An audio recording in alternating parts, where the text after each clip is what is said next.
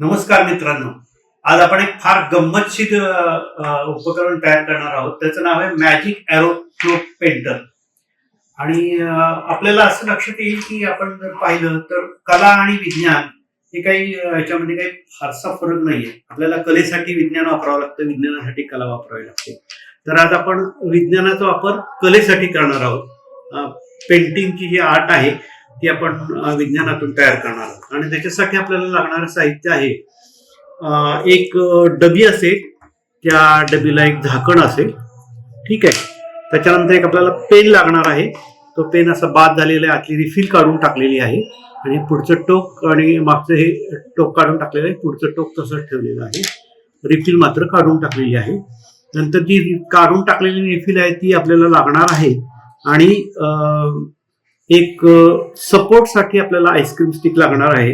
हे तुमच्या अंदाजाप्रमाणे घ्यायचे. आईस्क्रीम स्टिकची जाडी एक घ्यायच्या की दोन घ्यायच्या हे आपल्या डबी केवढी आहे त्याच्यावर अवलंबून आहे, ठीक आहे.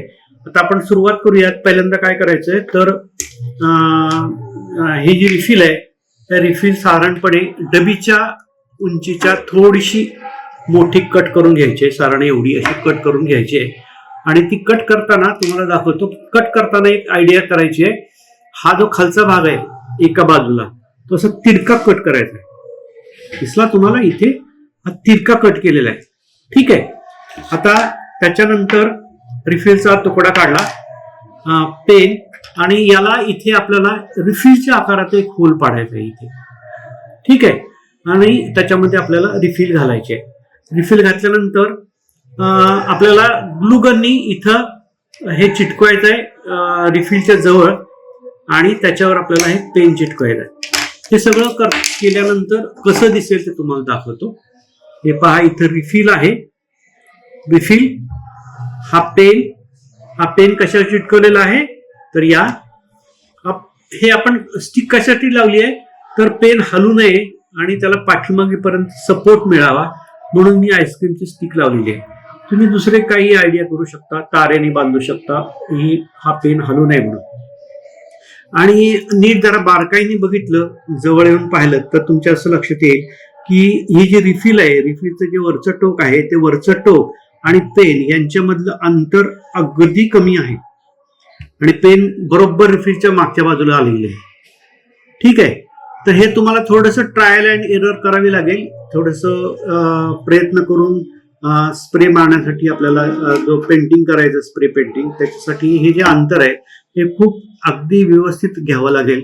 आणि हे जे रिफिल आहे ही आपल्याला वर खाली थोडीशी करता यावी अशा प्रकारचं होल पाडायचं आहे. फार मोठं नाही, आणि एक्झॅक्टली रिफिलच्या मापाचं होल करायचं आणि रिफिल बसवायचे.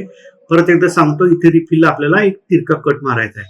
म्हणजे काय होतं की रिफिल खाली जरी टेकली तरी याच्यातून, म्हणजे डबीमध्ये खाली टेकली तरी याच्यातून जो आपण कलर मारणार आहोत, स्प्रे करणार आहोत कलरचा, तो याच्यातून कलर आत येऊ शकतो. आणि आपल्याला लागणार आहे कलर, कोणताही कलर तुम्ही घेऊ शकता, ठीक आहे. तर परत एकदा बघा कसं केलेलं आहे ते.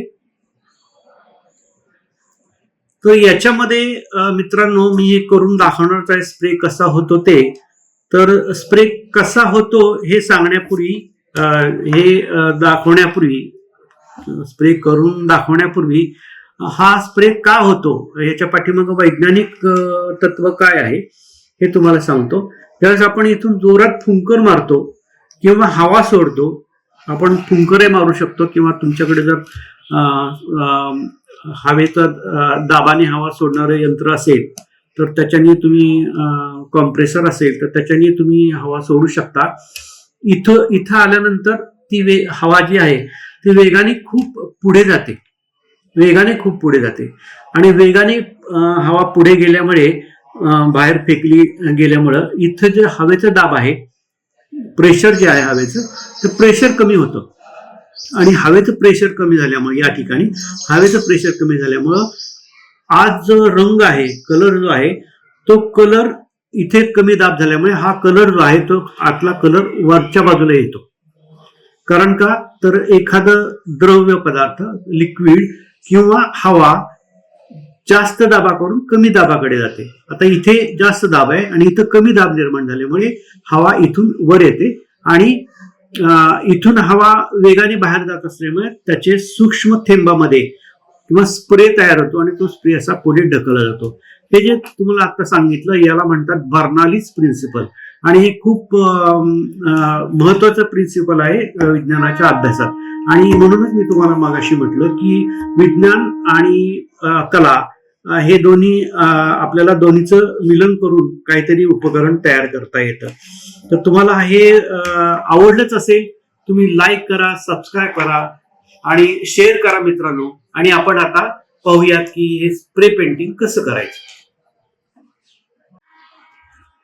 मित्रांनो, आपण आता हा स्प्रे पेंटिंग करून बघूया. त्यासाठी आपण हा रंग याच्यात घेतलेला आहे. तुम्ही कोणताही तुमच्या आवडीचा रंग घेऊ शकता. आणि हे आपण तयार केलेलं जे आहे ते लावूयात या डबीला आणि स्प्रे पेंटिंग करून पाहूयात होतंय का ते. जरा पहा.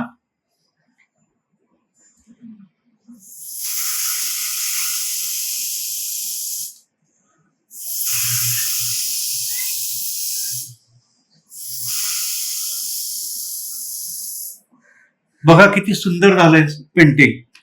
तुम्ही एखादा स्टेन्सिल तयार करून स्टेन्सिल ठेवून त्याच्यावर जर पेंटिंग केलं तर तुम्हाला हवं ते अक्षर किंवा हवं ते चित्र तुम्ही अशा स्प्रे पेंटिंग करून काढू शकता.